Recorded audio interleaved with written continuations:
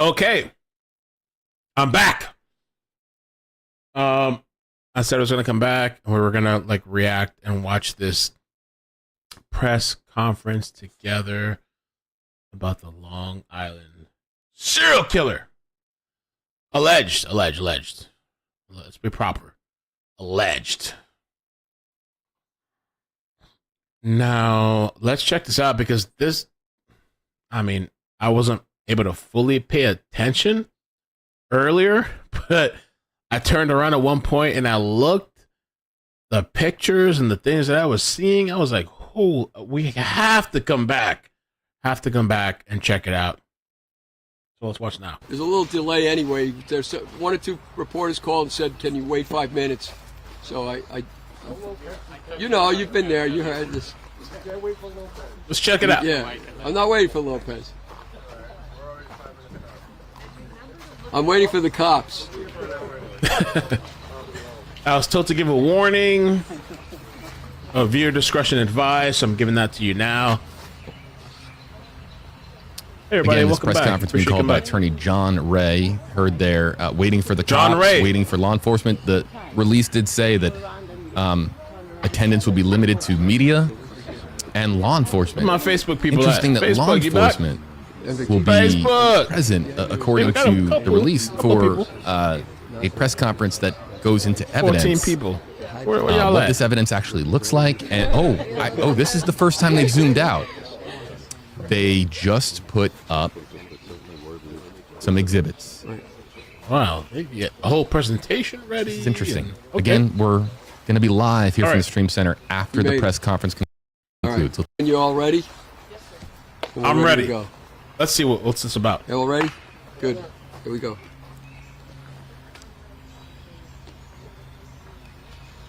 Good morning, everyone. The first thing is I'd please ask that we're going to make a presentation, and I'll try to speak as loud as I can since we don't have a mic ourselves, and we're live streaming it. So I'll ask that all questions await the end of the presentation. The presentation's going to take a little bit, not as long as you were worried about, but indeed we have some other people here to talk about. With me today, to my right, is Dr. Gary Brucato, who is a clinical and forensic psychologist, researcher, and nationally known author for his work in the areas of violence, including serial killing, especially serial killing, mass murder, and sexual offenses, as well as severe mental illnesses. He's a visiting scholar at Boston College, an expert on the Cold Case Foundation panel. He's worked at Columbia University, the New York State Psychiatric Institute, and he's co-created the Columbia Mass Murder Database, the largest and most definitive study of mass murder ever conducted. He's written nearly 100 articles, peer-reviewed articles, and he's written a well-known book in this field called The New Evil: Understanding the Emergence of Modern Violent Crime. He co-authored that with another doctor. He's presently working in several forensic training programs. And, Bubbles, what's up? He's a friend of mine, and he's been working with me on this case over the course of approximately a year. So he's here today to do some explaining and connecting of the dots that I'm going to put out there for you with what we have learned, what we have discovered.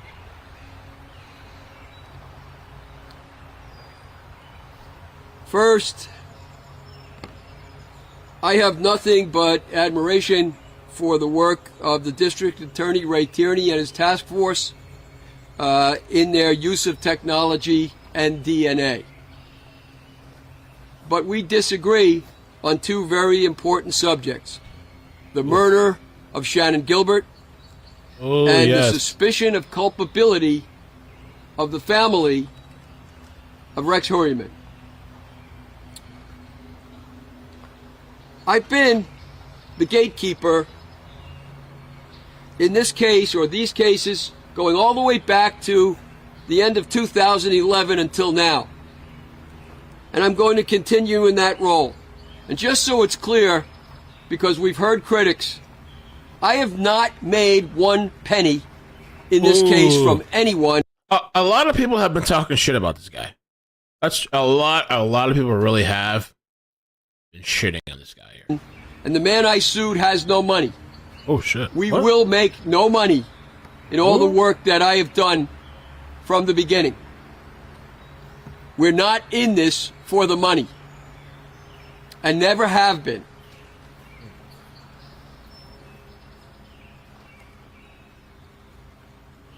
I'm in pursuit of Shannon Gilbert's killers and the full truth and the facts and circumstances surrounding all of these murders, as I've been from the beginning. I represent that family, the Gilbert family, and I represent several victims' families of Rex Heuermann who survived him and were attacked by him or stalked by him. So I'm not here today, by the way, to just speak about exclusively about Shannon, but I'm here to speak about what we have discovered regarding one of the children and the implications of that for the family. Now, look, if you're of the school that you say all that happened to Shannon Gilbert was a coincidence, all those things were coincidences and circumstantial evidence only, no matter how strong the evidence was or is, you say it's not proof enough to suggest that she was murdered, then you don't stay here, you don't need to, and you don't need to watch this conference on streaming on the internet. Okay. Because you will be disappointed. Wow. Most of the things that we know happened, we know from circumstantial evidence. And what we have here is circumstantial evidence. Circumstantial. Yeah.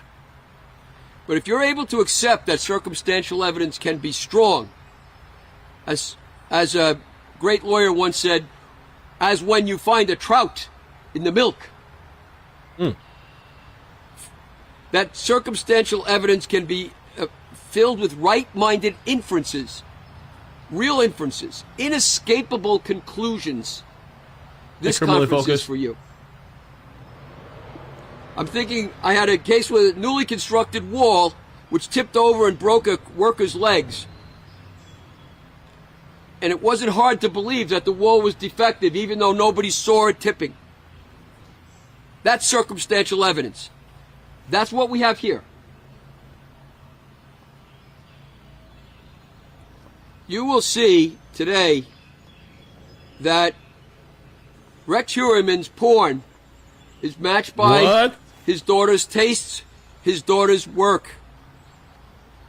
You will see that we are not talking here about, what should I call it, merely murder. I say it ironically. We're talking about people who are involved and interested in torture, horrifying torture of the people we know are now dead, and many more yet to come. We are talking about the potentiality of cannibalism. What the hell? We are talking about the use of porno to effect what has happened. Wow.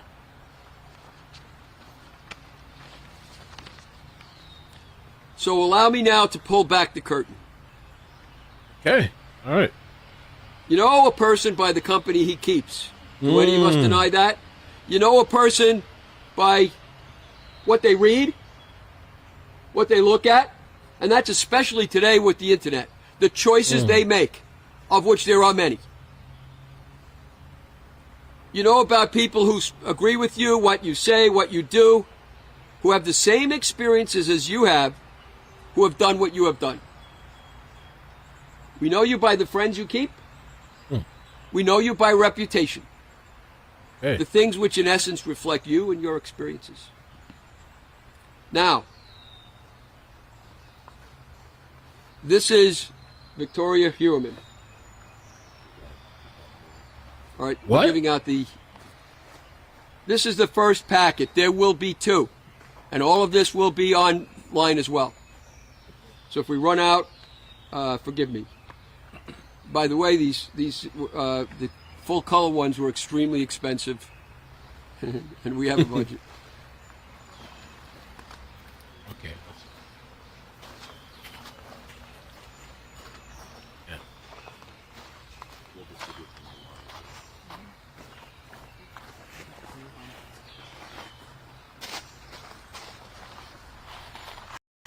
We say evidence we have, and this is just the beginning of the evidence you will see today. The evidence that we have suggests that we've been sold a story by the Heuermann family.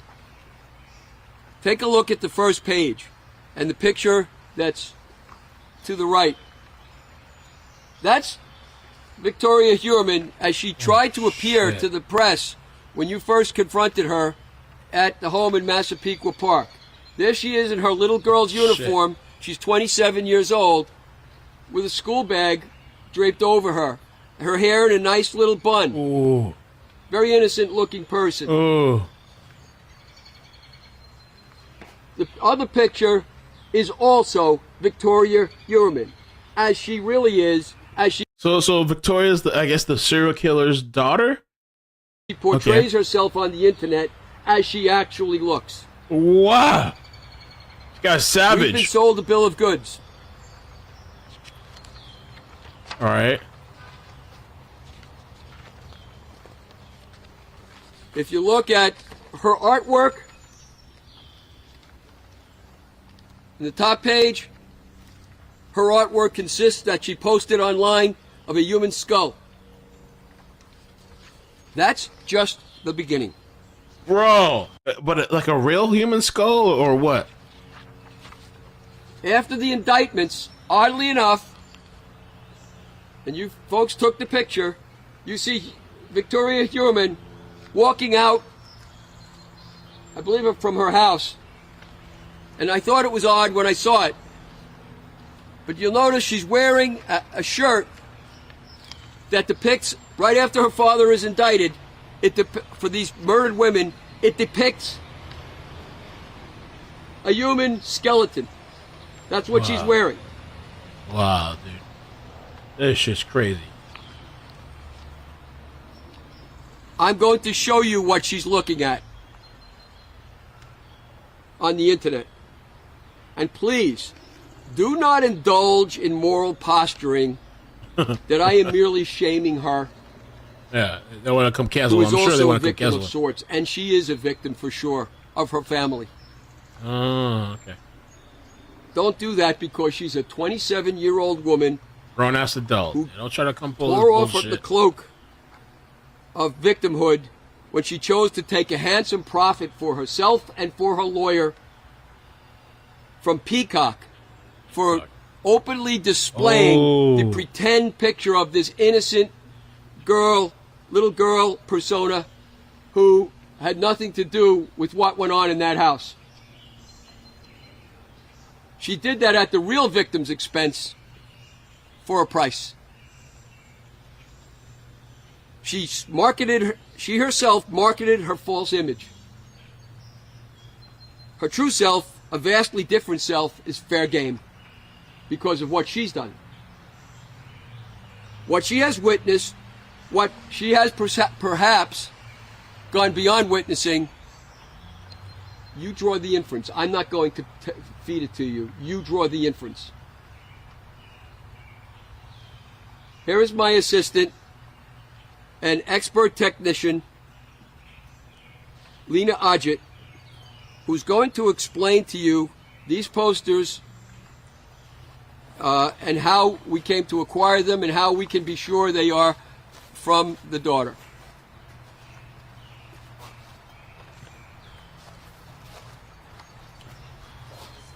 Hey, what the hell? Bro, I saw this earlier and I'm like, this one picture here with the crows, and I'm like, what the hell is that? I wasn't listening to the audio because I was streaming the trial, but wow, dude, this is. So I've introduced Lena, my assistant Nani, Wow. and Frances Nicotra, who's a co-administratrix for the estate of Shannon Gilbert and the estate of Mary Gilbert, and has worked with me on these cases for years. Now, I mean, what? This is like a torso, and like somebody's chopping it up, cutting it up. Like, what the heck? Lena's going to talk to you about the technical side of these pictures.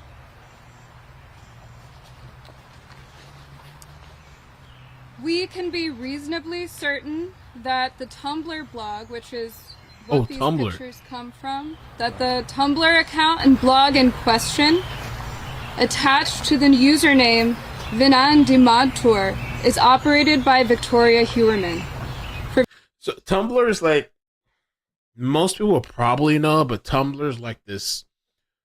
It's a social media app, and like you post pictures on there. It never got that popular. I don't think it ever really fully took off, but like it's this app. You post like almost like a Twitter type of thing. For various reasons.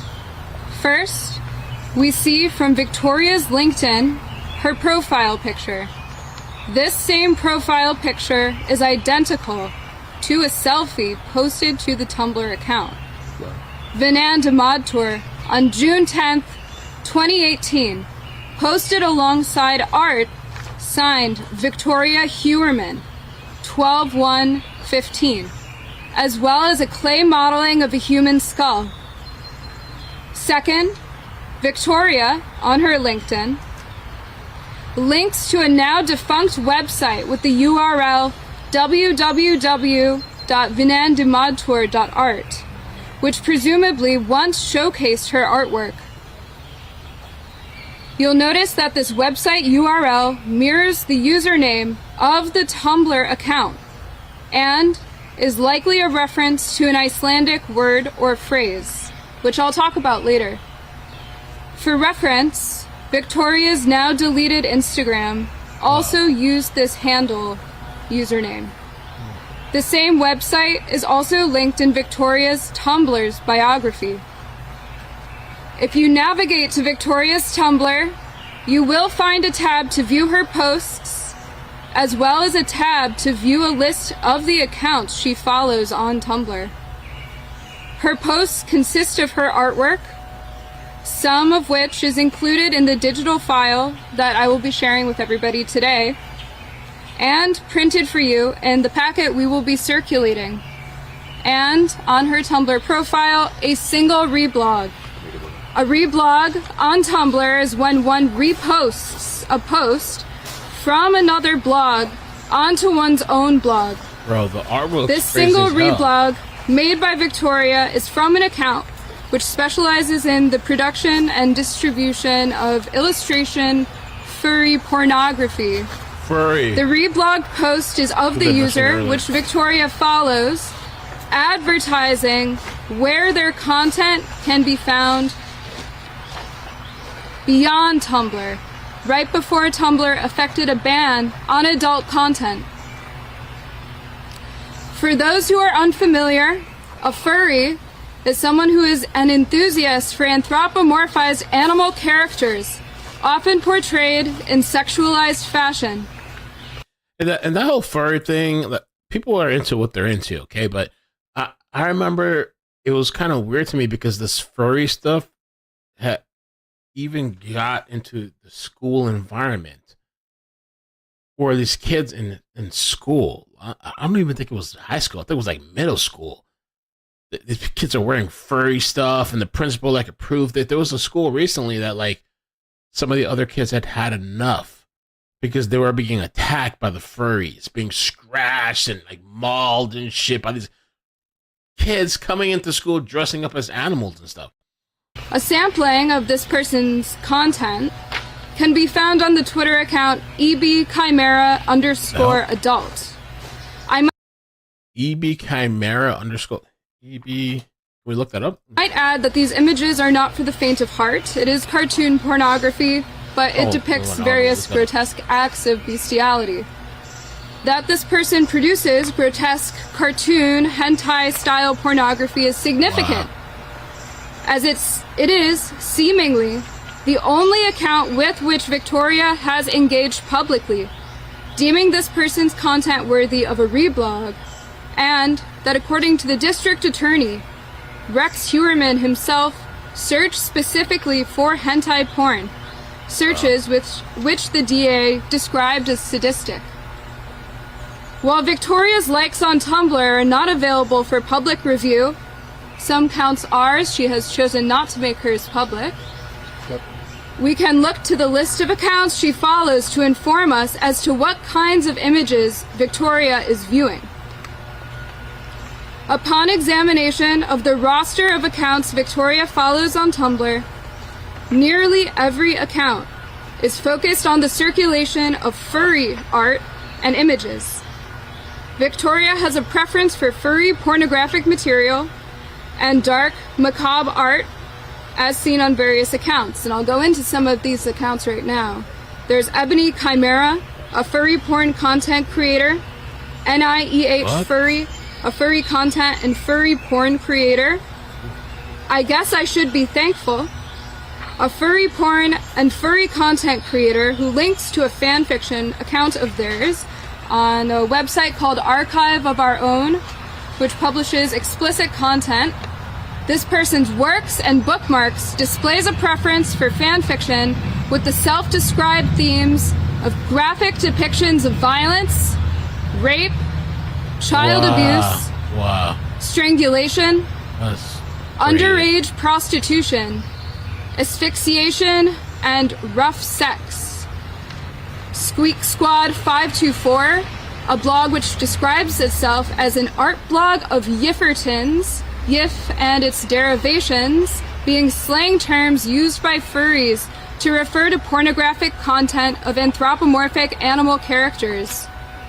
Lilera, the account from which most of these images come, and it's an account which circulates disturbing images of gore, violent pornography, and other fetish content.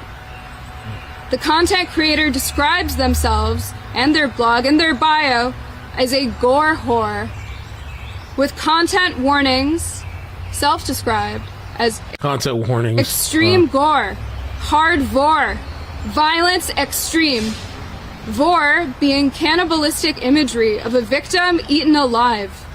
This is to quote the dictionary, the prey's flesh being ripped, chewed, or bitten, resulting in horrific injuries and often loss of life. According to a translator familiar with Scandinavian languages with whom we consulted, Victoria's account handle Vinan de Madtour may itself be an allusion to eating and consumption, a disturbing reference when considered in the context of the hard vor fetish content Victoria views and follows.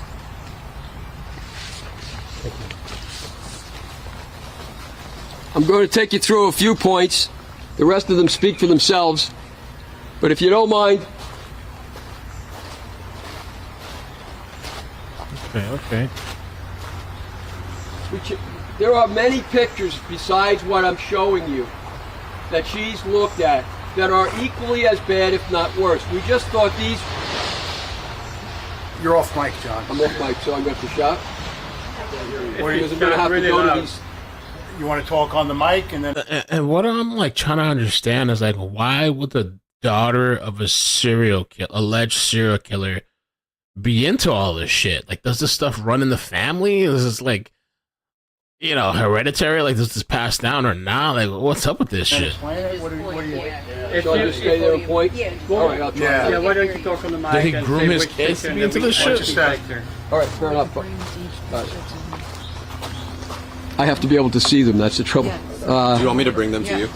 Yeah. That's a good idea. Yeah. The hanging one You can hold them right behind them. right there. I can't lie, this attorney has been on point. I joked about him at first when I saw him, but homeboy, he's been putting in work. We chose these pictures because of the significance in relation to Rex Heuermann, as well as his daughter, Victoria. Take a look. It's people hanging. That's what she's looking at. But look particularly at this particular person hanging. There's a shoe missing. Oh.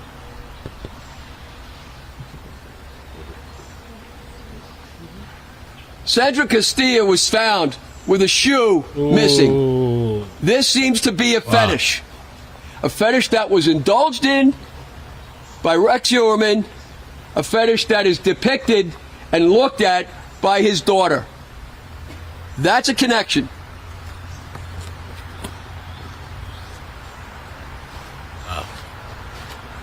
All in the family.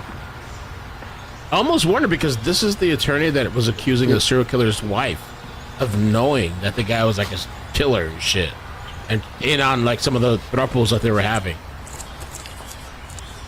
Perhaps this is a stretch and perhaps not, but look at the hairstyle and consider Rex Heuermann's hairstyle. But this is a picture of a person who's hung. Remember that Rex Heuermann is using points to hang people. This person is hung and disemboweled with a knife that's in the picture.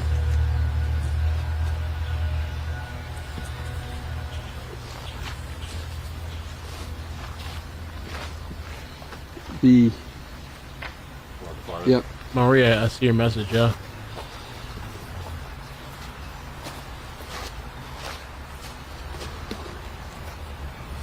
This appears to be the remains of a human being that looks half-eaten.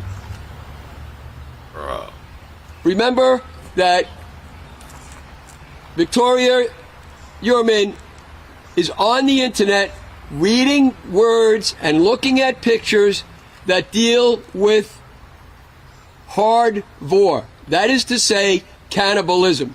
If you look at the full color packet I gave you, there are other pictures in there that are so atrocious we didn't even put them up. Worse than what you see.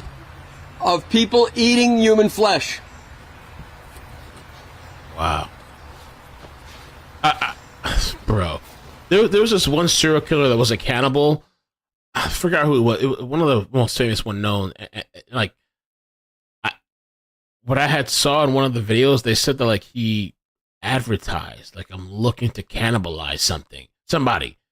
And people like would volunteer to be cannibalized. What the fuck? I forgot which one it was. Yes, eat me. In this picture, if you look, it has a strange familiarity when you see it, because the torso shows that the arm is chopped off at the elbow. And the head is, of course, disconnected as well. And the body is being cut up into pieces, the hands, and so on. Who does that match? Tao Li, I think you're right. Asian guy from Japan. I think it might have been some Asian dude from Japan. Maybe. I think so. Jessica Taylor? Yeah, I think you're right. Not Dahmer. I was so thrown off by that, and I think it's what you're saying. That story. That's Valerie Mack? Dude, this is crazy. Entire slicing up as if it were for food.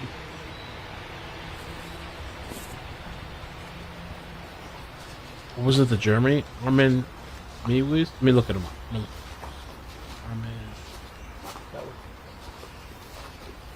This dude was literally soliciting people online, and they were like signing up to be cannibalized. I'm like, what? This is a picture of a female human body, completely disemboweled in the front, with her entrails hanging over her vagina, and her legs chopped off. Some of the things that she was reading about, which I'm going to put before you in a moment, some of the things she's reading about was how, when these bodies were disemboweled and cut up, the torturer would have sex with the openings, such as in the leg. That's what she's reading about.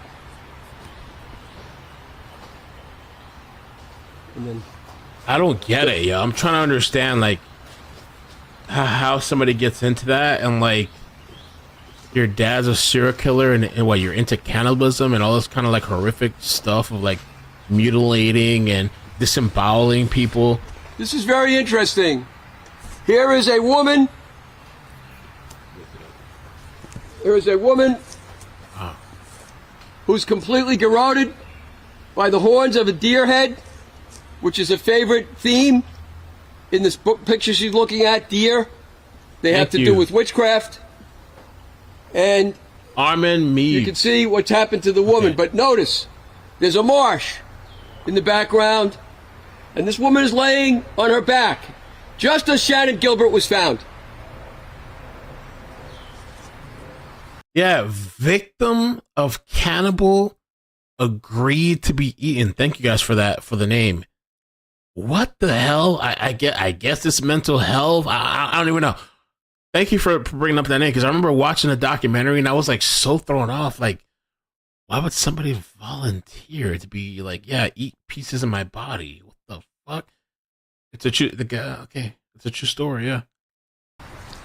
Make of that what you will. In your packet, I don't think it's a stretch. Normally, maybe I would. And I've seen this guy a couple of times. I don't think this guy's a stretch. There's some weirdo stuff going on.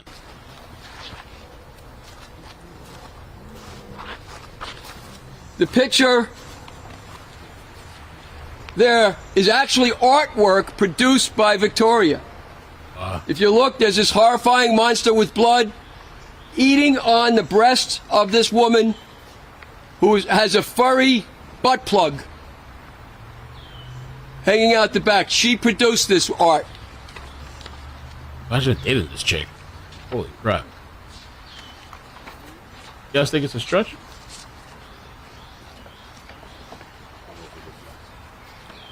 Yeah, thanks. Yo, I believe this guy. The serial killer has... How many bodies does the Long Island serial killer have now? What are they saying? 7 or 9? Lisk serial killer. In connection to the murder of a 4th woman, but they've recently connected more. Maybe it's 7. There was a press conference recently and they connected more. And this guy came out and he was like, the serial killer's wife is a weirdo. And I was like, man, maybe he's stretching it. Maybe it's whatever.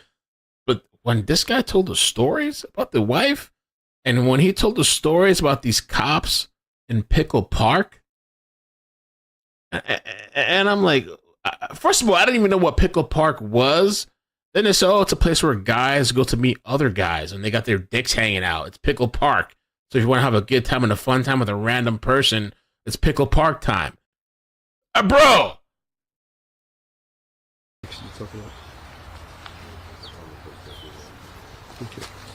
Yeah, okay.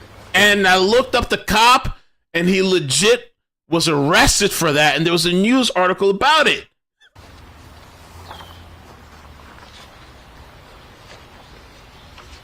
I'm like, what? You'll notice in one of the other pictures there's a room that looks like a basement with blood all over. Sound familiar? Does it match Massapequa Park? Quite possibly. Ron, could you repeat that, please? Sorry? Could you repeat that? It's hard to repeat. Ellie, you still disagree? Okay. This is a picture of what appears to be a basement with blood all over it. Remind you of the basement in Massapequa Park?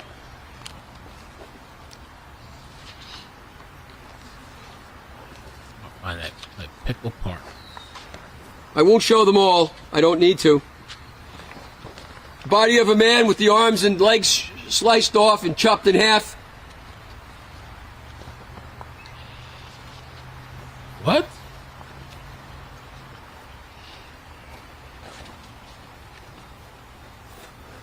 No, Interesting. Donnie. Take a look at the neck Donnie said they've been to Pickle Park. of this person being chopped up. The neck is not just pierced, it's cut open. That's a real picture? Think about Shannon Gilbert and her hyoid bone.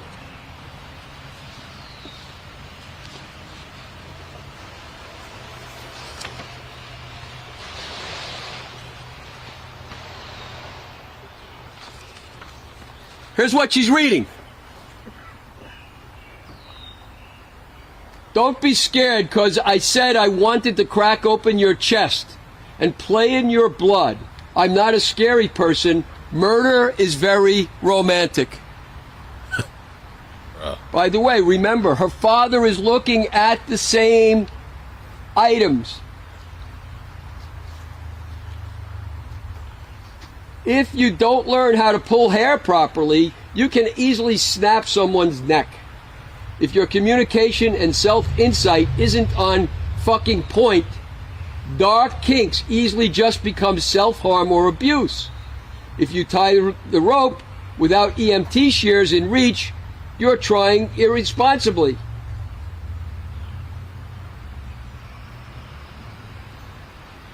If you're playing with drowning or waterboarding, a 2-second fuck-up can kill.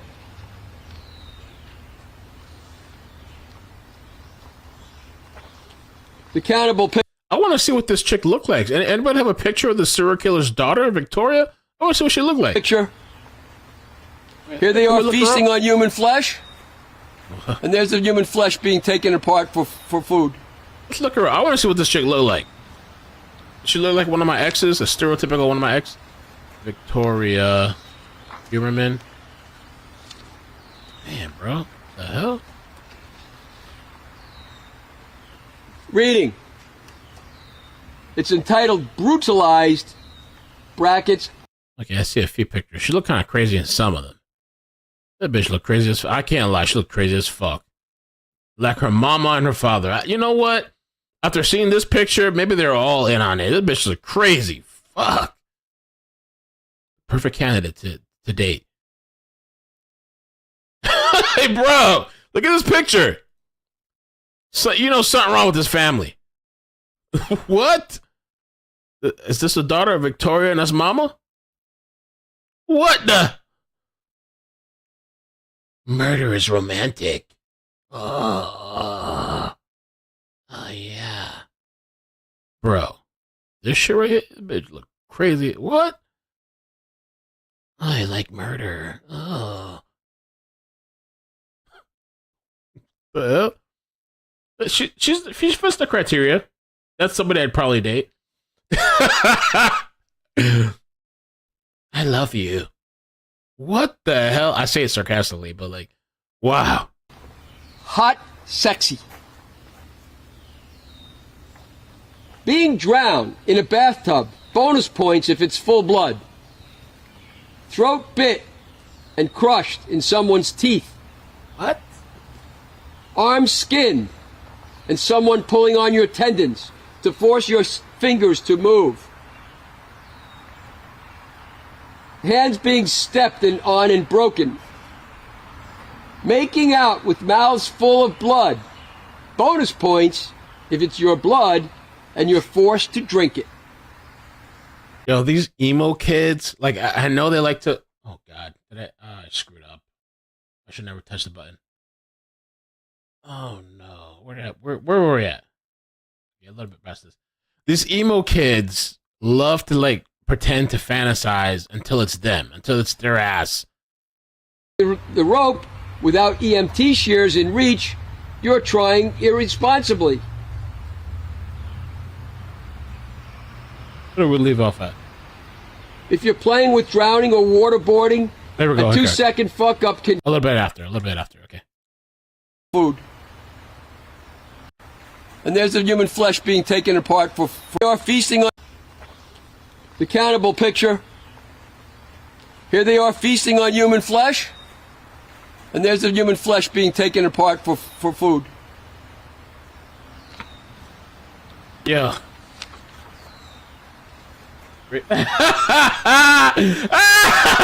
Stephanie called out the scrunchie. Somebody in the chat earlier did say he was wearing a scrunchie. I had, with all this crazy shit they were showing on the screen, the last thing in my mind was a scrunchie. But yes, you're right. Yes, he is wearing a scrunchie. I don't know. I don't know if he has kids and did his daughter put a scrunchie on him. I'm not sure. Yeah, he's wearing a scrunchie. I don't know. This is just crazy. This is fucking, like, I don't know. Reading. It's entitled Brutalized, brackets, Hot Sexy. Being drowned in a bathtub, bonus points if it's full blood. Throat bit and crushed in someone's teeth. I can't unsee the scrunchie now. It's Arm like, skinned yeah. and someone pulling on your tendons to force your fingers to move. Hands being stepped on and broken. Making out with mouths full of blood. Bonus points if it's your blood and you're forced to drink it. She sounds like an emo chick, like trying Stabbed to, like, while in a crushing embrace that starts to break your ribs. Wrapped in electric barbed wire. High-powered shock collar and muzzle.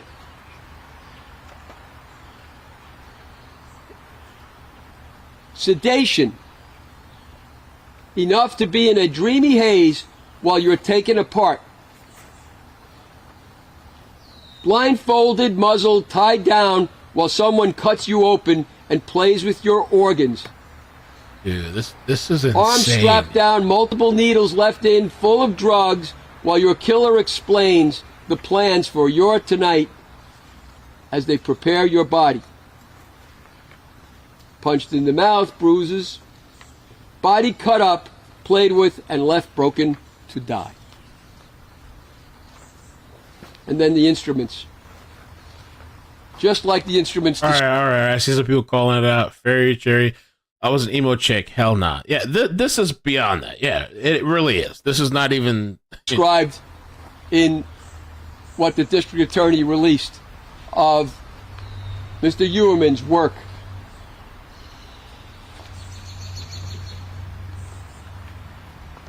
These are The Hills Have Eyes. posts that did she repost these? These are posts, circulated by blogs that she follows. Listen, yes, it's technically illegal to keep a person chained to the wall in your basement. Use their holes, H-O-L-E-S, holes, whenever you please, and treat them as nothing but an object for your pleasure. But you're not a person, so what's the problem? This is a woman talking like this too. Wow. These are sex toys. These are sex toys. These are for sex, a bone saw. He had a collection of these items or similar items.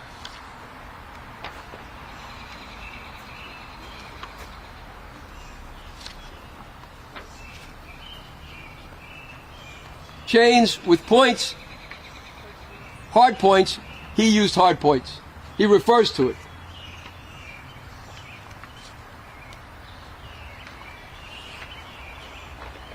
The inside of my brain looks like this: a basement with a bed and blood all over it. Massapequa Park? So what, the pickle pork? Now take those things that I've just shown you, and let me read you this first, and then I have something else I want to tell you. Are they quotes from her? These are quotes from what she's reading, okay? This lawyer is gangster as shit. Not a lot of attorneys would do this. He's calling out the serial killer's daughter and saying, you're not that much. Maybe you've got bodies on your belt too. I don't know. By the way, we don't have more than what I'm showing you for one very good reason. We have found that it appears that she erased all of her sites that she had, all of her social media. She just missed these ones. And her mother, we tried to get her mother's similarly, all erased. Really? Except for Twitter. Something wrong with Mama looked weird too. She's something wrong out for Now, her the ass. district attorney himself makes a list in his latest indictment papers of what Rex Heuermann is looking at. And amongst them, there are 26 of them that he lists, but I'll just hit some that matter in relation to these photos and what was said on the blogs that she was looking at. Salute to the Quote, IT girl. begging for rape porn. Teen girl begging for rape porn. Wow. Pretty girl with bruised face porn. Remember the picture of the bruised face woman or girl in his house. Torture redhead porn.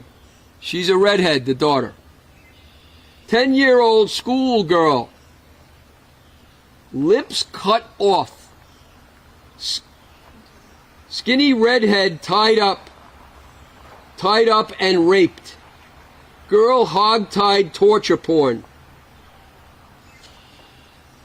Match what you heard there with what you've seen here and heard from what she said. And they're almost the same, or they are the same. Mr. Tierney says, newly discovered searches include, these are the films he's looking at, or that Heuermann's looking at. Hung by tits. Ball gag. And we have pictures that she was looking at of ball gags with blood all over the face of the person who has it. They were both interested in ball gags. What the hell? Medieval torture of women speaks for itself. Long Island Mistress BDSM. We also know all these pictures speaks for themselves as BDSM, and we know that Heuermann spent time, we know now, in Manhattan clubs in BDSM situations. For example, a place called Pandora's Box.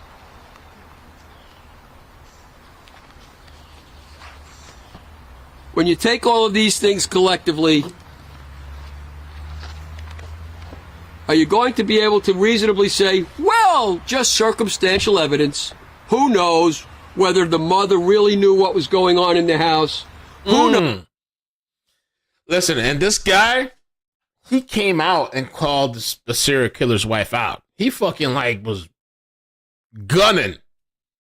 And people were saying he's an animal, he's disgusting and disrespectful. The last press conference he did, though, I was like, holy shit. He was talking about, I forgot what supposed stuff they linked to the wife on a dead body. I don't know if it was like her hair or something. Maybe someone in the chat remembers. They allegedly linked something from the serial killer's wife. Like she was in on the swinger parties and this guy bringing in prostitutes and fucking them. And supposedly she was in on it. And I forgot. Supposedly, I don't know if it's true, what they found. And now he's coming out and gunning for the daughter on some weirdo shit. What was like? This is weird. This is crazy. Hair? Okay. Vino Rama says hair. I think that's what it was. Yeah, the chat's saying hair. I think he's onto something. Who knows whether Mr. Heuermann had anything to do with what happened to his daughter? You can take one inference is that this poor girl was brought up in this sickness. And don't think for 1 minute, from what you now know, moving back that to Rex Iceland. Heuermann was cutting people up, removing their hands and heads and so on, just so that he could avoid identification. That isn't even true. We know he left the tattoos on, he sliced them up. He knew very well he could have just cut them off, and he didn't. He's not caring too much about identification, although he is that too. He's enjoying what he's doing. Look at what he is reading, what his daughter is reading, what they're observing. It's BDSM to the max. And it's demonic. Wow. How else do you describe it? This house, are you surprised at the way it looked? It matches the demonic life that they're living there. Why do you think they haven't left after they know that murdered bodies were in that home? There's much more to be said on that. I say to you, you draw the inferences. You draw the inferences. People came through. But how can you escape some meaning to what we have discovered? How can you escape it? This is wild.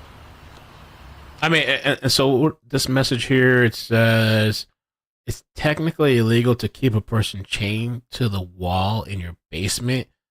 Use their holes whenever you please. and treat them as nothing but an object for your pleasure. But you're not a person, so what's the problem? Body cut up, played, and left broken to die. Arm strapped down, multiple needles left in, full of drugs, while your killer explains the plans for you tonight as they prepare. Listen, even the BDSM people, this is not something people would co-sign. There's like, I guess, like rules and like certain kind of like, you know, like they were not into just straight out multiple murders. But I remember one time, I don't know if I should say the story, but I had an ex. She was kind of, all of them were kind of crazy, but I had an ex that was a little bit crazy. And I remember one time we were arguing. She attacked me at some point, like physically. The bitch was crazy. She attacked me at one point. But before she attacked me, we had gotten into an argument, and I already knew things were going south. And this chick literally told me some Trump shit. We were arguing, and she goes, "I wanted you to grab me by the pussy at that moment." And I looked at her, I'm like, what? I have so many stories. I could literally one day write a book. This chick told me this shit. And I've told some of my friends this story. And we were like arguing, and I guess she wanted me like, but she was into the BDSM thing, and she said she used to date one of those people that were into that, you know, like whatever. And so we were arguing. She told me she wanted me to grab her by the pussy. I don't play those games. You're not gonna try to 10 years later, 20 years later, trying to catch me up on the charge. That's not what I do. I get role playing and stuff like that. You're not going to try to catch me on some charge 10, 15, 20 years later, your weird ass. No. That, I swear, I'm not going to say her name, but I swear, true story. True story. Jason, she was. Oh, shit. As I said, you can tell from this, we're the gatekeepers. It's too crazy. It's too crazy out there for us guys. I'm not we know from one witness that I've already produced to the district attorney's office, who was vetted by Commissioner Rodney Harrison, police commissioner, and found to be credible. We know that Shannon Gilbert was in the Sayville Motor Lodge with Rex Heuermann. There's a connection between her and him. We know something that has never to this day been addressed by the Heuermann family lawyers, nor for that matter by the district attorney. And that is that I was able in January to check out the alibi that Mrs. Heuermann and children were in Atlantic City when Maureen Brainerd Barnes disappeared in July of 2007. We talked to the night manager, and I say we, myself and 3 witnesses who are present here today, 3 eyewitnesses. We spoke to the night manager for that hotel, and we checked out whether or not the Heuermann family had checked in when they would have had the alibi. They did not. They checked in not on July 6th. They checked in on July 17th. And she read it to us off the computer that she had in front of her twice. And I brought this up, and you heard the lawyers, Mr. Matev and Mr. Macedonio, say, John Ray's a liar, and they'll prove it. That was 200 and some, how many days ago now? Since January? And you never heard another word from them, did you? And I'm awaiting the district attorney's look into that. We're the gatekeepers. For all the facts and circumstances. And remember what the commissioner of Suffolk County Police Department said. If you don't want to talk to the police for any reason, call John Ray. I'm operating under that official blessing. And I'm not giving up. And you can see why. That's These gangster. people are in our society. They're cannibals. They're monsters. They're human devils. They're evil. Yo, this guy, like, he's not holding back at all. He's coming out with the guns. They're monsters. They're evil. They're I bet cannibals. Mel looks good in a leather mask and ball Oh my gag. God. Thank you, Kylie. And they're devils. Like, he's not holding back. I like him. The more and more I watch this guy, the more I like him. The Heuermanns are part of that package. Now, with me, now, I mentioned Dr. Brucato, who's here to address some of the things that I have just now mentioned. Gary? First of all, is everyone hearing me all right? Yes, because. Everyone hearing me well? First of all, thank you to Mr. This is wild. I did not expect this at all. I didn't even know there was going to be a presser today. Ray and his team and to all of you. Jeez.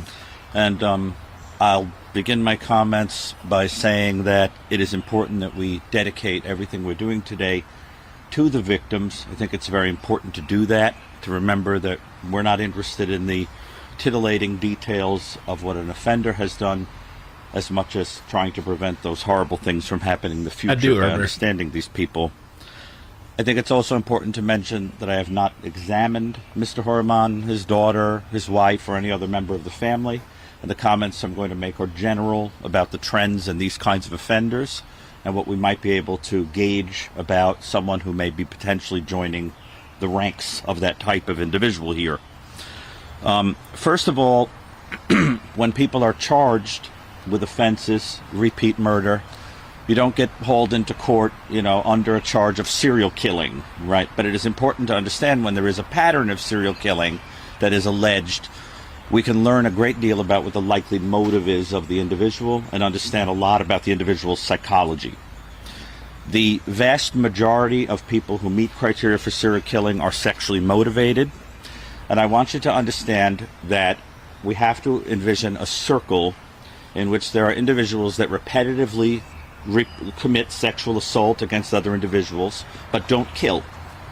Within that circle is a smaller group of individuals who are sadistic toward the individuals that they are assaulting, brutalizing them in every imaginable way, but do not kill them.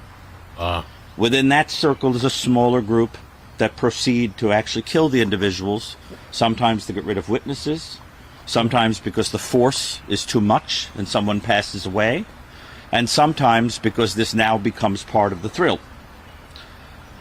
But within that circle is the rarest of all, which is a sexually sadistic serial killer who kills after protracted, prolonged torture in every imaginable way. And it is in that tiny circle that we would be placing Mr. Heuermann if he is indeed guilty. It is important to understand that individuals like that are motivated partially by sadism and partially by a kind of intellectual boredom, a stimulation. Boredom. People of that type, for example, can look at all kinds of things and collect all kinds of things and do all kinds of things to keep it interesting for themselves. So when he says sadism, it says on Google that the tendency to derive pleasure, especially sexual gratification, from inflicting pain, suffering, or humiliation. The other thing too, I'm sure most of you know that biblical saying that, like, what is it? Idle hands, something with the devil. Let me see, what is it? Idle hands, all the devil's worship, whatever. When you have some of these people, when you have nothing to do, you start getting into bullshit. You start, messing around. And as a consequence, evolve and do all manner of things to their victims to learn about what happens to bodies, to see what causes. And some of these people are bored, like these millionaires, billionaires that, like, took the submarine to see the Titanic because they're just fucking bored. They've done everything else in life, and so they have nothing else. So let's just add something else to the list. This is definitely not the same thing, because these people weren't killers. But I wonder, in a sense, where some people just get so bored, because now there's a whole nother set of billionaires. I don't know if you guys have heard there's another set of rich people that want to go down to see the Titanic, and they want to top the people that died in this submersible because they feel like they can do it better. So they're bored and they want to go down to the same area where these people went to see the Titanic. I don't know if you guys heard of that. There's a new set of people now. They want to go top it. Causes the greatest thrill. I'm not getting on that shit. Now, you couldn't pay me to get on that shit. Regarding the things that have been spoken about today, it is important to understand that about 80%, it is estimated, of serial killers operate alone. But that leaves, by some estimates, 20% that do operate with other people.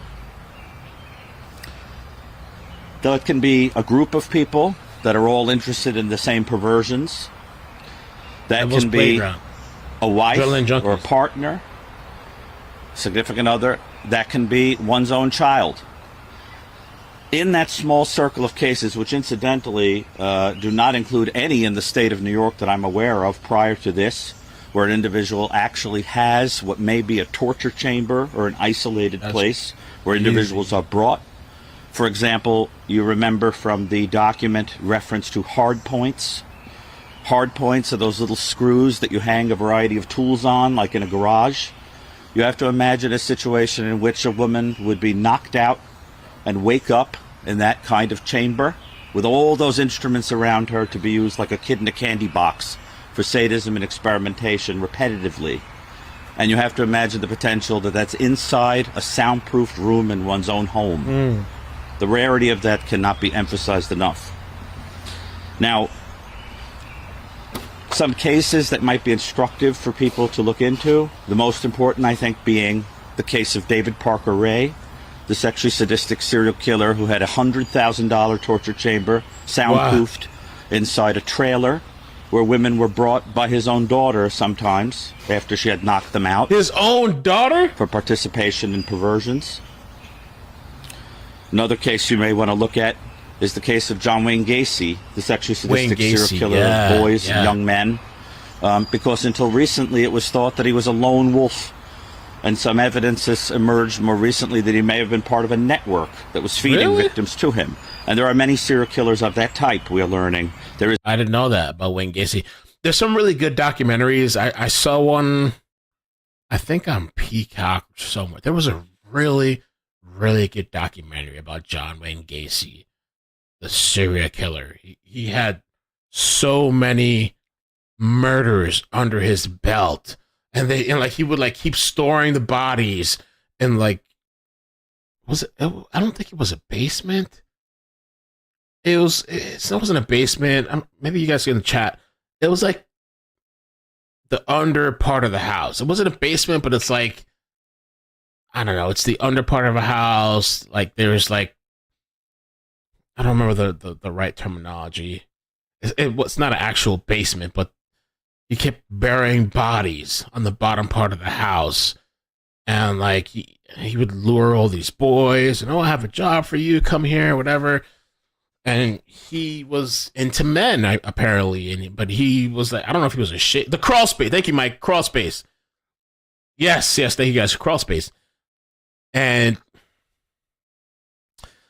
he was into boys because there was actually some survivors of John Wayne Gacy that had come out after and be like, yo, this guy was a fucking weirdo. He tried to lure me. He wanted to do this and hang out or whatever. And I ran and got out of the house. There's a tendency to think that these types are lone wolves who can't have relationships with others or engage in crimes with other people. Regarding the things that were spoken about today, as a psychologist, I think it would be important for me to emphasize that we have no clear accusations or proof one way or the other, but there are certainly suggestions that I think must be taken seriously, and there would be precedent for this kind of thing based on other cases. Approximately 1 in 5, according to some experts, of these serial killers do operate that way with other people. I'll be happy to answer any questions. I'll also say at the end, I'll also like to take a very quick moment to say that I am a member of the Cold Case Foundation on the expert panel. I'll clarify, because I know some people are aware of the name of John Douglas coming up in the bail document as the author of 2 of the books studied allegedly by Heuermann. He is the chairman emeritus of the Cold Case Foundation. which is a group of experts that offers help, assistance to law enforcement, to individuals that petition, families that petition to help solve cold cases. I am sure. Yeah. Mike says he was married and has a daughter who is a nurse. Wayne Gacy. Yeah, if you never looked into that story, I'd recommend looking up any whatever documentary. It's crazy because even years and years after, they were still trying to find more bodies, not just in his own crawl space. Like they started checking out other properties where people suspected maybe there were bodies. Sure, given that the average age of onset for people who commit these offenses is about 26, and they don't tend to stop until eliminated or arrested, you can imagine that it would be very improbable that there are only 6 victims in this case. And you can imagine that these individuals would have been kept for some time prior to their killing. I am sure that there are loads of people out there, probably in multiple states, who have encountered this individual, who have potentially escaped this individual, who may have actually been assaulted by the individual or engaged in perverse actions, or may have information on homicides that might in the future be alleged. I would encourage you to please be unafraid to consider prayerfully, thoughtfully reaching out to a group like the Cold Case Foundation, to someone like Mr. Ray, to law enforcement, because when this story is all over, I suspect it will be much more complicated and horrifying than it even appears to be now. Thank you. What do you make of the What's that? One more. Please. We'll do it. Okay.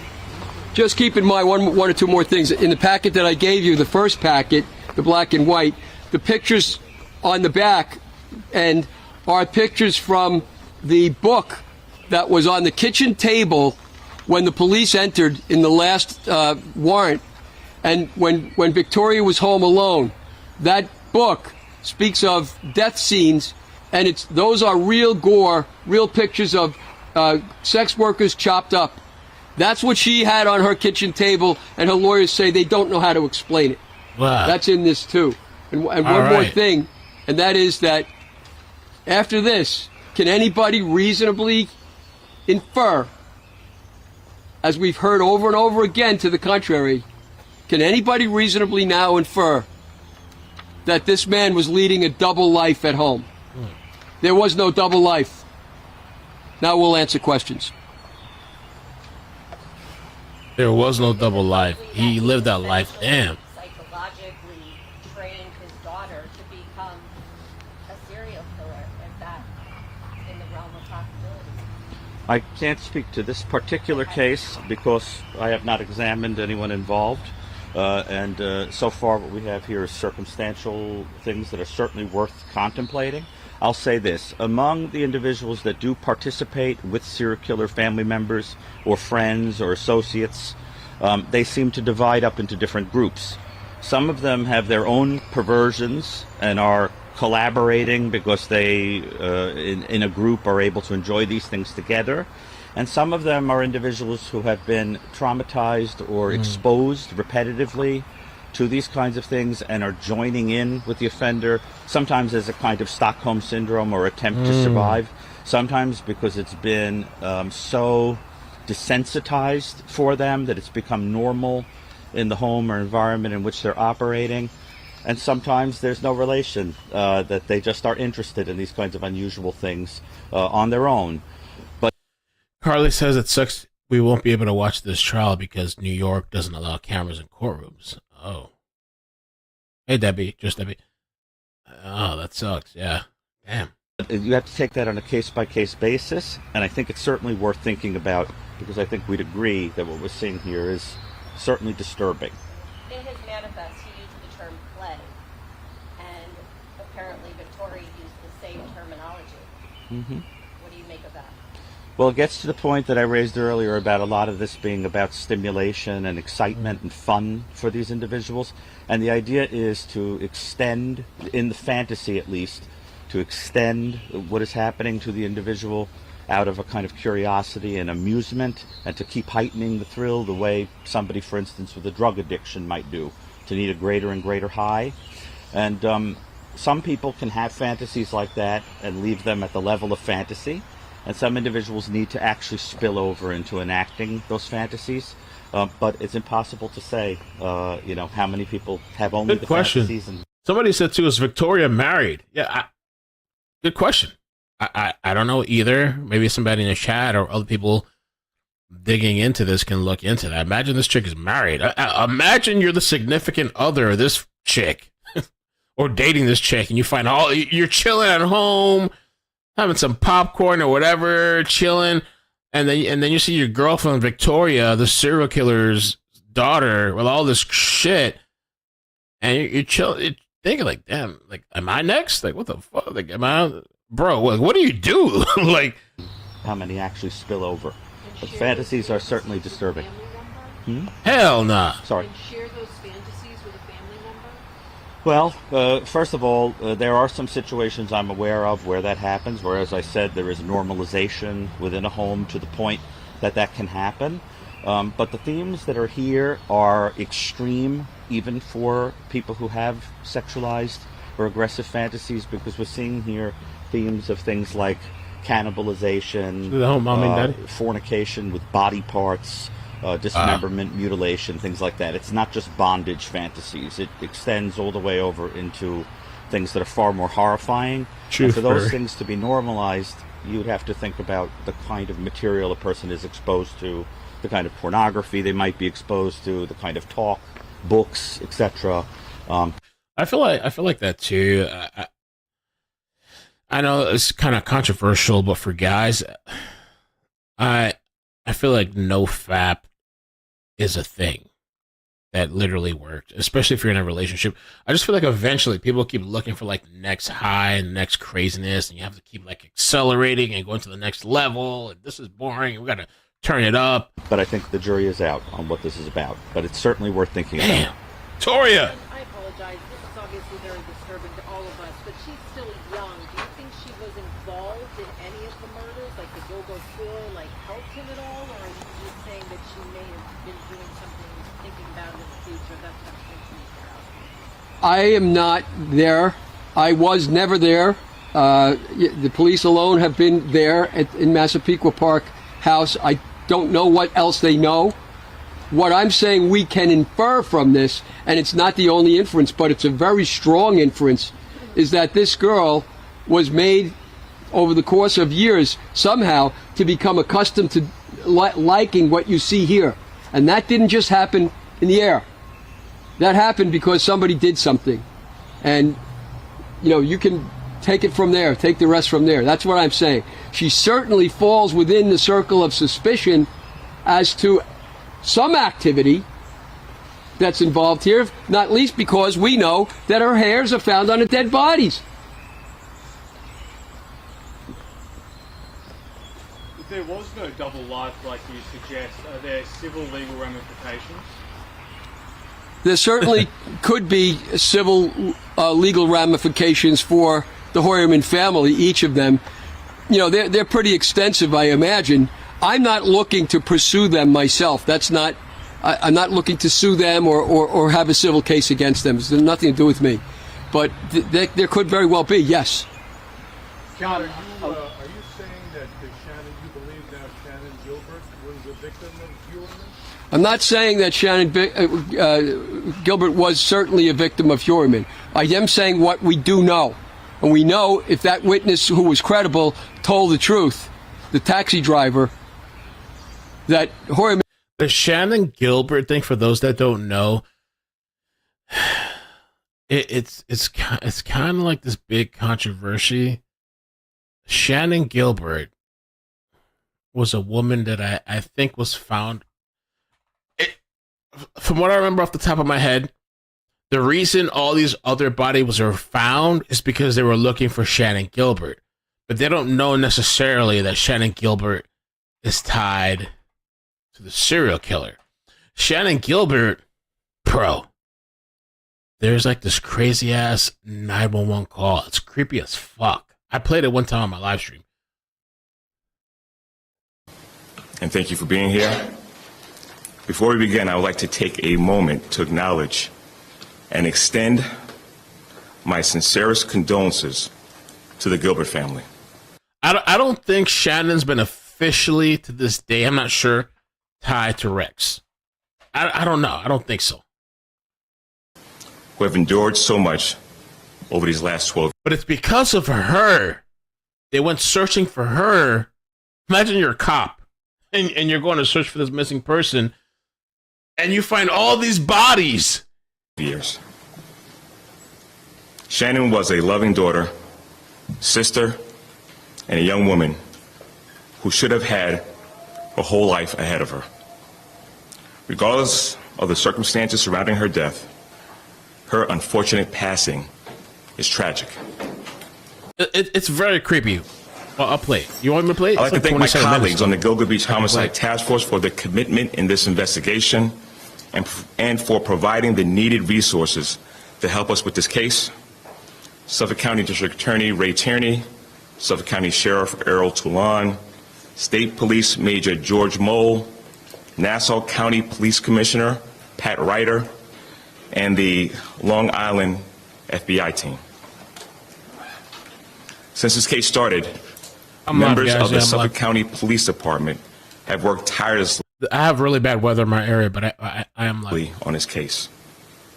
And since I became police commissioner, they continue their efforts to allow me to produce information out to the public that they believe will not impede this investigation. Yeah, there was a lot. There was a lot of drama with Shannon Task Force, which helped 3 911 calls in the morning that Shannon Gilbert went missing.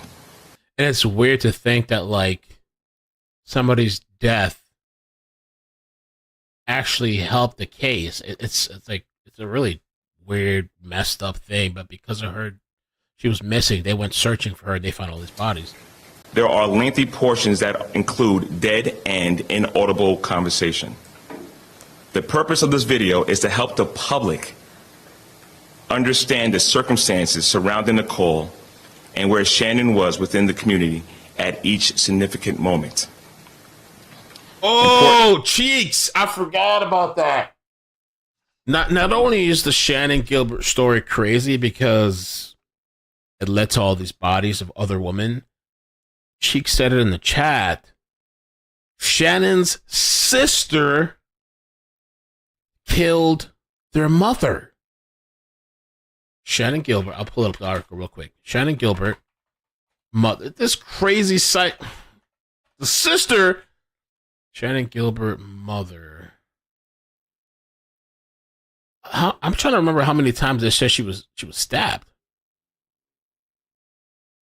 One article says Marie Gilbert was 52 when she was stabbed hundreds of times with a 15-inch blade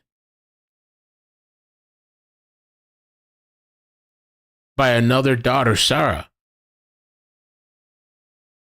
She was bludgeoned to death with a fire extinguisher, according to a court document. I forgot about that, dude. Crazy, insane. Importantly, I want the public to know that in addition to what you will see today, Shannon's full, unedited 911 call is being released, and I encourage the public to listen to the entire call. In the video you are about to watch, which will be uploaded in the GilgoNews.com website, as well as the Suffolk County Police Department's YouTube page, you will hear portions of Shannon's 911 call, view transcripts with names of individuals that can be heard in the background during the call, and view mapping it's weird. Of the path we believe Shannon traveled, as well as visuals of her surroundings captured on a similar date and time from when she went missing. I understand that many of you will be wondering, why are we releasing the... All right, let me get to the call. Shannon's death, while tragic, evidence. One call. All right, let's get to the call. Really? Chester's mom.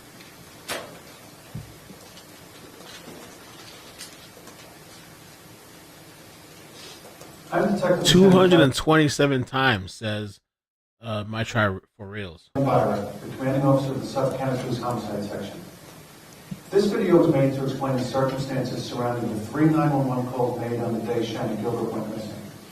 The full, unedited 911 calls are available and I encourage people to listen to them in their entirety. Portions of the call taken out of context will sound sensational. During the early morning hours of May 1st, 2010, Shannon Gilbert, a Craigslist sex worker and resident of Jersey City, New Jersey, traveled from Manhattan to meet a client, Joseph Brewer, at his home at 8th The Fairway, Oak Beach, New York. Shannon was driven to Oak Beach from Manhattan by her driver, Michael Pack. Neither one was familiar with the area, neither one had been there before, and neither one had met Brewer before. Pack waited in the car while Shannon was inside of the Brewer. Pack was her de facto security. At 4:51 a.m., while at Brewer's house, Shannon called 911. This call lasted more than 21 minutes. At times, Shannon is speaking calmly, but slurring her words. At times, she is not responsive, and at times, she is screaming. During this call, Brewer and Pack are heard trying to get Shannon to leave the house. Shannon eventually does leave the house and runs to Gus Calay's house, located at 17 The Fairway, which causes him to call 911 at 5:22 a.m. Okay, here we go. Maybe. Yeah, maybe. Pasanola, maybe. Okay, hold on. That said, during the early morning hours of May 1st, 2010, Shannon Gilbert traveled to meet a client. Joseph. Oh my gosh. I'm flashing back because I'm thinking about all the drama about it. They try to copyright claim this video. There's a clip that I posted because the guy's such a fraud. But they try to copyright claim it. Where's it at? One of this guy, I don't know if was this the client? During the early morning hours of May 1st, 2010, Shannon Gilbert traveled to meet a client, Joseph Brewer, at his home at 8th The Fairway in the Oak Beach Association. Was this the guy? Anybody? I'm going to play this clip, but I'm going to have to keep it on a small screen because they tried to shut me down last time. Let's see. Hold on. This dude was wild. What about all the other girls? Jesus! Thank God, a shocking interview. So you never ran a home for wayward girls, and you had nothing to do with Shannon Gilbert's death. That's correct. But don't forget Shannon Gilbert's death. Like, we're kind of going down the rabbit hole right now, but like, this is, and that's why it's like, oh, you know, people were kind of trying to link Shannon Gilbert's death to Rex, but the alleged serial killer, but there's this other guy. Was it this guy? Shannon. He nodded yes first. That's a fraudulent nod. And you had nothing to do with Shannon Gilbert's death. That's a fraudulent nod. He said yes. But don't forget, Shannon's mother says he absolutely told her he ran a house for wayward girls in a phone call to her. What about all the other girls? Jesus! Homeboy fakes a heart attack. What was that? Yo, the reporter, instead of being like, hey, are you okay? Can I call 911 for you? Oh my God. No, they're like, bro, like, what was that fake ass shit? Like, Later. 911. No, don't. No, it's all right. No? I'm a doctor. I'm calling 911. Call 911. I'll refuse. and then he offers to call 911. He's like, you know what? No, I'm dying supposedly with a heart attack, but if you call 911, I'm going to refuse the help. Bruh, take it easy. Think about. What? To her. What about all the other girls? Jesus! Bruh. What was that? My defibrillator. 911. No, right don't. now. No, it's all right. No? I'm a doctor. I'm calling 911. You call 911, I'll refuse. I'm going to call 911. Please don't. Please, doctor. Let me call 911. I got a heart attack, but please don't call 911. Okay. Would you find out these guys? So if he's a doctor, what he's immune to heart attack or some shit, or the defibrillator thing? He's gonna save himself, and all of a sudden he's fine now. Ask me to have a defibrillation. Just take pictures of these clowns, would you? Oh, you're fine now. Despite all the drama, John Ray promises the case against Hackett will move forward. All right. So the mess. Here we go.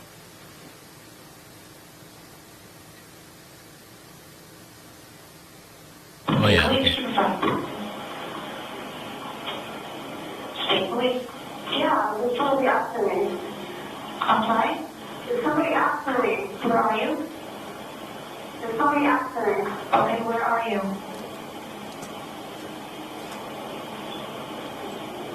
There's somebody after me. Where are you, ma'am? I don't know. Are you driving right now? No, I'm inside the house. I'm sorry? I'm inside the house. What house? I don't know. Can you check where I am? I'm sorry? Can you check where I am?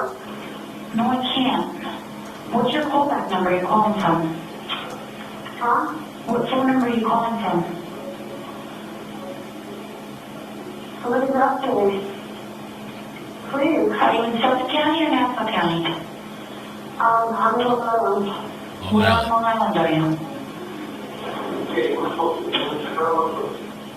No. No.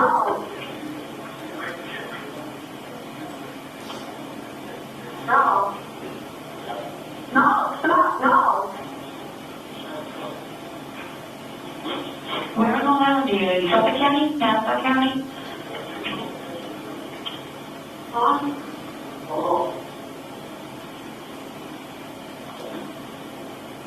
Hi.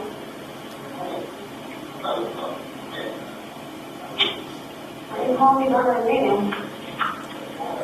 Why? Can you on the line? Stop. Please. Stop it, please. Please stop. Please. Can you shut the door? Please. Please. Please.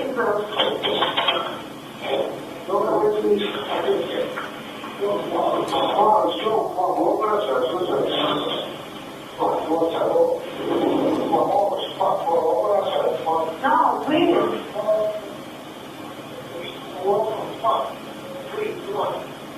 Please. Why?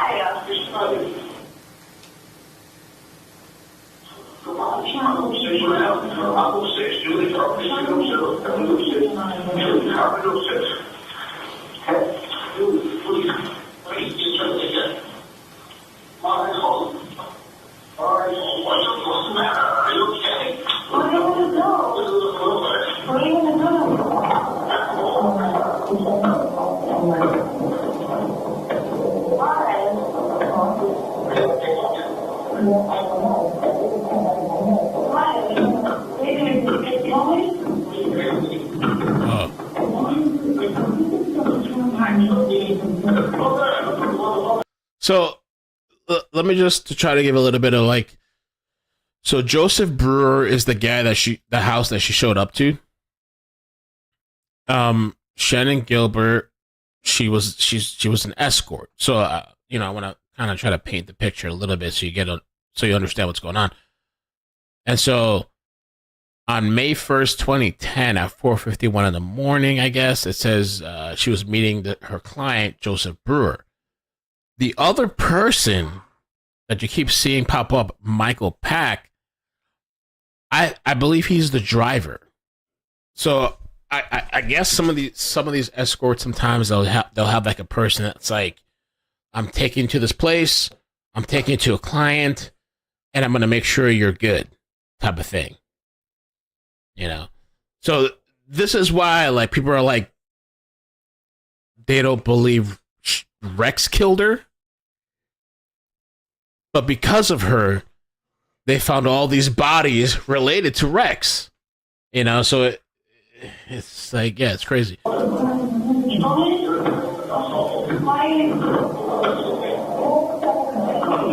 think Michael Pack was the driver, right?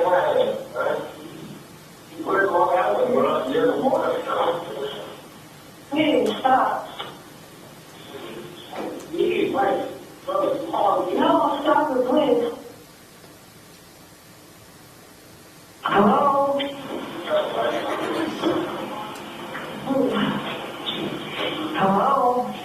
Yeah. Probably the pimp, maybe, yeah. What's the problem? What's the matter? What happened? Hello? Please, get me out of here, please.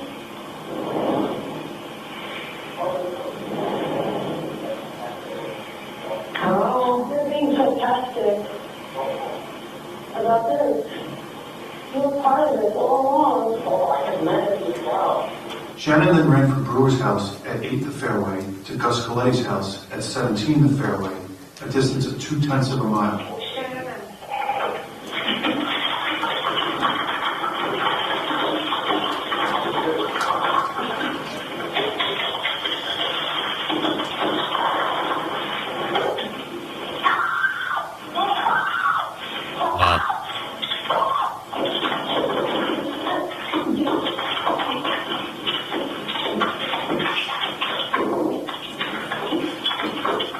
Shannon interacts with Coletti. He invites her inside his home. Shannon.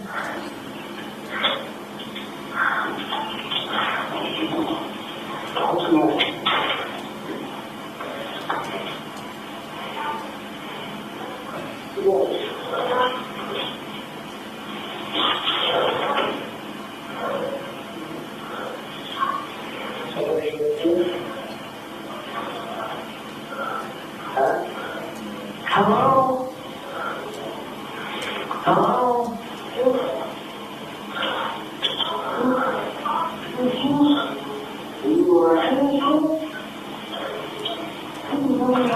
Don't keep suffering. What are you doing?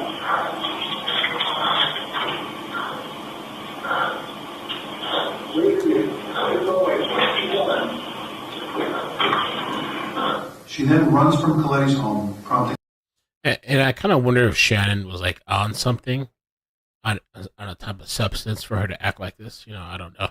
Coletti to call 911. After Coletti's call, Shannon then runs another 0.2 of a mile to another home at 43 the Bayou, prompting a third 911 call made at 5:30 a.m. by Barbara Brennan. Oh yeah, this is creepy too. Yes, this I'm living at Oak Beach in the association. There's a young girl about 14 years old running around here screaming, and there's some guy trying to follow her. I'm at 17 the fairway. And you see the strip here that's like in the video?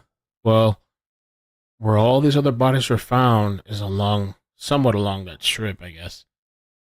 That's how, like, it's like this horrific thing happened to this person, which is so messed up. But because of what happened to her, it seems like they found all these other women with somebody else, unrelated. It seems a serial killer. This is the strip here. It's crazy. It's so crazy. And one of the things, even one of these people, apparently they said was trans. I think this person here, the Asian person. Apparently, I think I read somewhere they were like trans, and I don't know if he mistook the person for a woman or whatever. But that's why you see like a male, I guess biologically a male victim here, because he there was a trans involved as well. I don't mean to be offensive, transsexual, whatever. All right, you got to discuss the girl and the boy? Pardon me? You got to discuss the girl and the boy? The girl is about 14 years old, got blonde hair, very small. The boy, I can't tell, he was into like a Suburban. Black. You happen to get a plate number or anything? No, I didn't. Okay, tell someone on your phone. Maybe twink, yeah. Maybe twink. Is that an okay word? I don't even know if that's okay. An okay word. They just went past the gatehouse where the entrance is. What's the name of the company? It's Oak Beach Association. Okay. Hired by Robert Moses. All right. We got somebody from there. I'll be watching. Okay. Bye.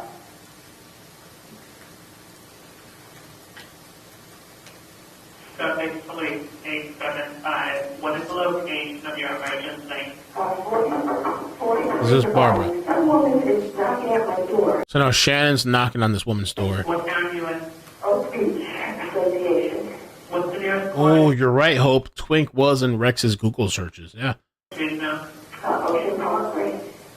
She said she's in danger. Do you know her or no? No, I don't. I'm not letting her in. She's been in on your door then? Yes. Did you say what kind of danger? No. Oh. And we live in a gated community. What's your name then? I'm Barbara Brady.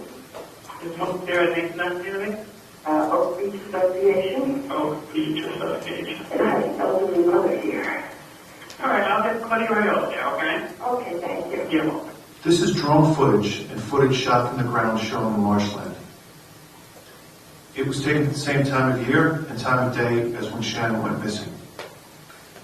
These reeds can grow over 12 feet tall. They can disorient someone inside them, causing them to lose a sense of direction. One cannot tell where the highway is or where the bay is. The reeds and brush can become impenetrable in places. There's a trench running east and west through the marshland. This was created to allow mosquito control. It is believed that Shannon followed this trench. Personal belongings of hers were found just north See the field too? It's like this. of the trench. Shannon's remains were found north of the trench, about 158 feet south of Ocean Parkway, approximately 3/4 of a mile from where she was last seen. There's been information received Teresa, you don't want to know. this investigation. You don't want to know. People might Don't be ask. involved in this incident. They have all been investigated, and there is no reason to believe at this time that anyone else is involved in this tragic series of events. The police responded to Coletti and Brendan's 911 calls. Pack, Brewer, and Shannon were all gone. Gus Coletti provided a description of Pack's car, which was also gone. This created the possibility that Shannon had been driven out of the area, which caused a delay in the initial search for her. The police department has thoroughly investigated this case for more than a decade. The official cause of Shannon's death is undetermined. This official classification means there is insufficient or no evidence to determine or even to exclude an actual cause of death. The Gilbert family has hired a private pathologist to conduct an autopsy. His determination is there is insufficient information to determine the definite cause of death, but the autopsy findings are consistent with homicidal strangulation. That pathologist... So Chester's mom says if you look at the attorney, he already had research connecting Rex to Shannon. Interesting. And the other guys. Report will be made available. This case, including the 911 call, and all of the other cases commonly referred to as Gilgo, in their entirety, are made available to the Behavioral Analysis Unit, or BAU, of the FBI. As part of BAU's review of the case, they retain the services of a psychiatrist to review Shannon's words and actions on the 911 tape, and also to review the facts of the case. BAU's opinion, based on the review of Shannon's case, the scene, the 911 calls, and a psychiatrist review, is that Shannon Gilbert's death is not consistent with Shannon being the victim of violence or of a violent offender. Significant differences between Shannon's death and the circumstances surrounding the other victims' deaths were also highlighted by BAU. The Suffolk County Police Department is open to evaluate any evidence to be able to help us and all involved determine the definite cause of death. However, based on the evidence, the facts, and the totality of the circumstances, the prevailing opinion is that Shannon's death, while tragic, was not a murder and is most likely an accident. While we are of the opinion that this was an unfortunate accident, we remain open to evaluate any information that the public may have. Anyone with information is asked to call Crime Stoppers at 1-800-220-TIPS.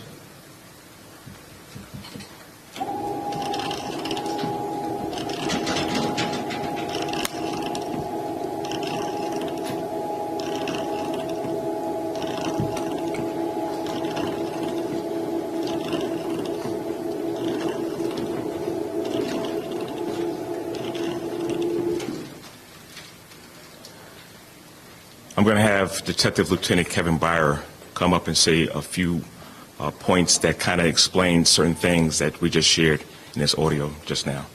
Kev? Thank you.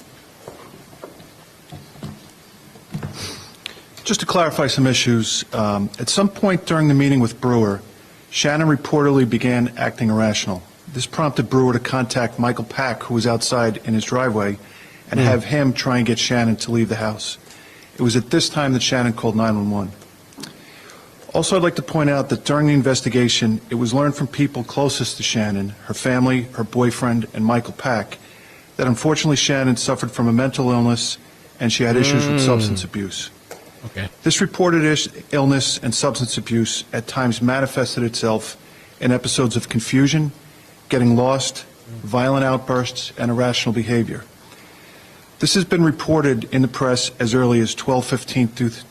Okay, so that's kind of, that's how crazy this story is, because we like one person we sidestepped almost 30 minutes long, because, and she's important to the story, but, and there was even more to her. I forget, because back then when I was covering it, the attorney was trying to argue something else, and I don't remember what it was, but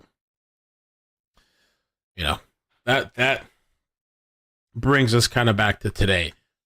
You know, Heuermann knew Shannon Gilbert, that he and that makes a lot of sense. If we follow the trail of Heuermann, I know that Heuermann was a very gregarious fellow from the witnesses I've talked to, who've come and talked to me and given me statements, and I know that he spent a lot of time in various bars where and places where there were strippers and dancers and that sort of thing around Long Island and in New York City. The chances that he came across Shannon Gilbert, besides what the taxi cab driver said, are excellent. She also has a Massapequa entry in her book that we found. Okay. I like the evidence chick. Salute to her on the side. So he's kind of, and somebody else said this in the chat earlier, that he's kind of still like connecting Shannon to Rex. To this day, there's been nobody charged with her death, Shannon Gilbert, right? So I don't know. It's weird. Her notebook of scheduling, and I point out another thing. That doesn't preclude anything I've said so far regarding my lawsuit that's continuing as we speak. There's connections that could be made there. We don't know. I'm not the police. If they come to me, I'll certainly report them. But it does strike me that when Shannon Gilbert says, the first thing she says on the 911 tapes is, someone is after me. Someone is after me. That means she's being chased. She's being stalked. Rex Heuermann was a stalker. You may remember from the beginning, before I ever knew of Rex Heuermann, I said publicly over and over, there's a hunter involved in this case. Someone was hunting her. He's a hunter. Rex Heuermann turns out to be a very avid hunter. And he belonged to a variety of rifle clubs. We saw a picture, I think, Newsday published. But there's more than that. If you look at the schedule that Ray Tierney put out, you can see that Heuermann, in a period of 2 weeks, was at 3 different hunt clubs. He's a real hunter. He's got 300 guns to do that. I have 3 eyewitnesses who say that he pulled pistols on them. One who says that he shot her right across the back of the neck. He's a hunter with guns. Who knows what else? Start to put those pieces together. The DA said that the hairs found that matched Victoria's were transferred from Rex to the victims. I don't think the DA said that the hairs were actually transferred. He speculated that they were transferred. The hairs transferred from Rex Heuermann to the body the hairs that belong to the daughter and the mother. He's speculating at that. He has no way of knowing that for certain. But now when you consider what you've seen and what you know, that might tip the card a little bit in favor of the fact that there might be more to it than just that they fell off of Heuermann. Especially when you notice from the equipment that he took was designed, part of it, to clean up the hairs. And he even said so. And to wear a hairnet. John, a lot of this art is disturbingly similar to the Gilgo victims, but as far as we can see, none of it was actually made by Victoria Heuermann. Did you look into who the creators of this art might have been? Yeah, we have. We know that they create this atrocious art Yeah, Cheeks, I don't know. Yeah, who is the lawsuit for? I have no idea. Good question. I don't know. Living, but you're not quite right. Take a look at what I showed you earlier. She created the monster that's eating a woman's breasts with a furry butt plug in the picture. She created that, and that was in line with everything else. I don't know. This furry stuff, I don't even know what to think about it, really. I feel like this the new day age stuff, too. These people, these kids that got nothing else to do. They're bored. I don't know. I mean, it's been around for a long time, I guess, but now it seems like kind of more prominent where these kids are dressing like this in school. I don't know why. Like, when I was going to school, I don't know. I personally wasn't even thinking about sex back then. I don't know, but maybe it's social media because I didn't get these kids these days are so spoiled. My daughter is so spoiled. She has it so good. The first time I ever got a device was when I was 17. And it was a Nokia. This brick phone. The only thing that was on there was some game called like Snake or something like that. That's it. You know? So I don't know if these kids, because they have access to the internet and these groups and shit and TikTok. She's not allowed on TikTok. She's been trying to talk about, oh, Daddy, I want to. No. You're not going on TikTok. You're going to have to wait for that shit. So I can't agree with you there. She's in this art. What does law enforcement say? Have you shared this? I cannot hear you, Daniel. Law enforcement saying your information, have you shared it, or are they following up on this? What I did was, with this particular information, I notified Ray Tierney. I wrote him a letter, invited his detectives to come here if he wished to the press conference, and invited him to call me so I could do so. I have not heard from him. So we're just going forward with what we have. You want to share it with them? You want them to follow up? I at every step of the way in this case, I have cooperated with the authorities. I have given them what I'm entitled to give, from other witnesses. The witnesses who come to me, if they don't want their information turned over to the police, I don't do it. But if they give me permission, I always do it. I believe that the proper authority for properly investigating this and getting to the truth is the task force. We good? Mr. Ray, you said countless times that all this is for justice for the victims. How Maria, see your message. Images, to sum it up, justice for the victims. Showing these images teaches us that there is a likely connection between Rex Heuermann and his family in these crimes that have been committed, and that the truth is going to reveal that. We don't know how far those connections reach. We do know if they do reach through the family, number one, he's not isolated, he's not acting alone. Number two, therefore, he is not, as I said before. What's he saying? It's a family thing? The mama and the daughter in on it too? What's he saying? Living two lives. But number three, we should start to look at his wife, his daughter, where they went, who they met with. Yeah. Things, it opens up this. Find Victoria's ex-boyfriends. If she even has any. Who knows? Maybe, you know there's not just incels for males. There's for females. I forgot what they call it. Femcel or whatever. Maybe she a femcel. Find her ex-boyfriends. I want to know what they got to say. This door, I have information. I know where his wife went sometimes. So, oh shit! That whole door is now opened, and there's one inference from at least some of the witchcraft things she talked about in her paperwork and so on. There's an inference. It's one inference of many that there's more than just them, that they're involved with other people in this as well. That needs to be looked at. These people didn't tell the truth. They're misleading us. John, I have a question. Bro. So basically, this portrait was created by Victoria. Of all that you've shown us, this is the one she created. Is that correct? Yeah. Chester's mom says he's saying that because they found hairs and because he has evidence of the wife swinging. Yeah, and he was saying that in another press conference too. The picture of the monster and the woman that I mentioned is created by Victoria. Everything else she erased. We don't know what else there is, but we do know that. Wow. Was this found in the house? mask and taken out by detectives? I don't believe it was found in the house, but I don't have their inventory. I don't know. But that's on, we connected it, as Lena has told you and explained to you, and we're giving you that explanation in detail for your use because I know it was highly technical. You can see that she can connect that with the other things that Victoria was looking at. And are you sure she created it and not just posted it? Her signature actually appears on it. Doc, Okay. can you just say and spell your name? Yeah, sure. I'm John Ray, John Ray. Now the doctor?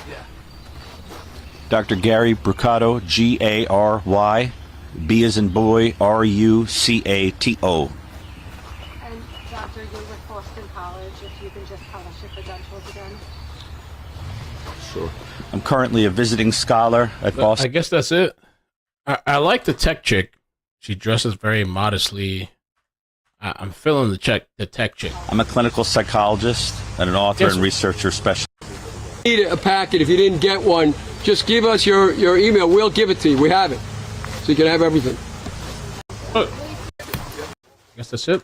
Of these. That's it. I don't know. That might be one of the craziest press conferences I've ever seen. That might be. Butt plugs, furries, weirdo. I'll put this chick's pic up again. I'm gonna have to make a tweet later. You know, bro. I know this is judgmental, but you know there's something wrong with this chick. Imagine dating this chick. I love you.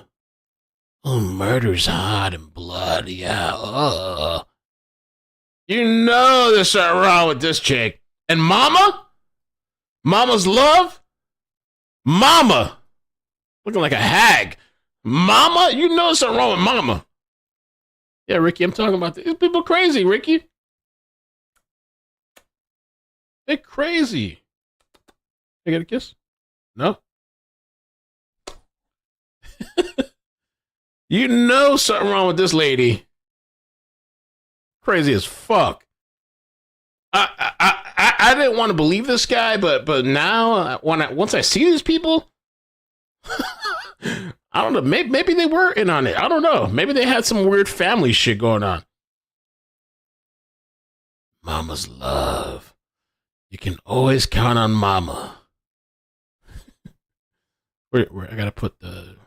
Here we go. Mama. Always count on Mama. Yes, Mama.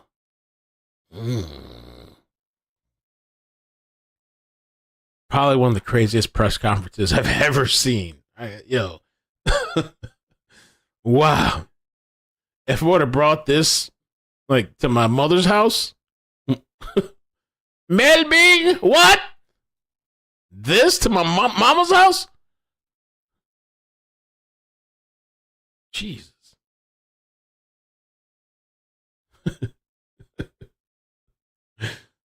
Wow. This lawyer he's ballsy as hell to try to expose the family. The Adams family. He's really ballsy. And he walked up there with a scrunchie.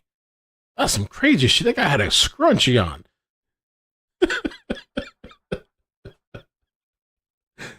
That's gangster as shit. I mean, I guess I couldn't fit a scrunchie in my head, but one day I might try to put a scrunchie in my head to make a point. I'm going to put that shit in my head. Maybe when I'm going to meet up with my daughter's mother, I'm going to just put a scrunchie in my head. Just fuck it. No, I mean business.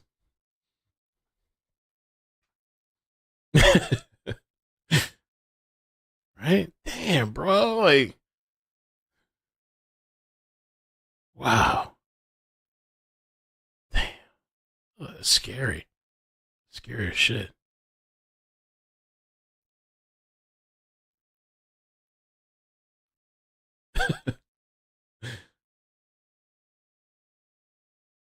Yeah, I don't blame him. I don't blame Jester's mom.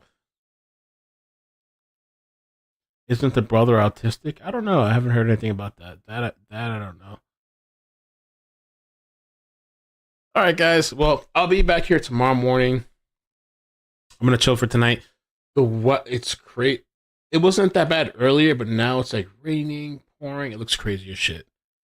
So it's gonna be a chill night. I would love to clip some of this live stream for Twitter, because you know Twitter, they get very upset and angry. Maybe I'll post a little clip for Twitter. But appreciate you guys. Hit the like button, subscribe, get some rest, relax, and peace. Bloop, bloop, bloop, bloop, bloop, bloop. Kelly, you're right. You're right, Kelly. John Ray has been right so far. You're right. Now that I see this shit and I'm looking at some of these people, bro. Yeah. Yeah. Bye.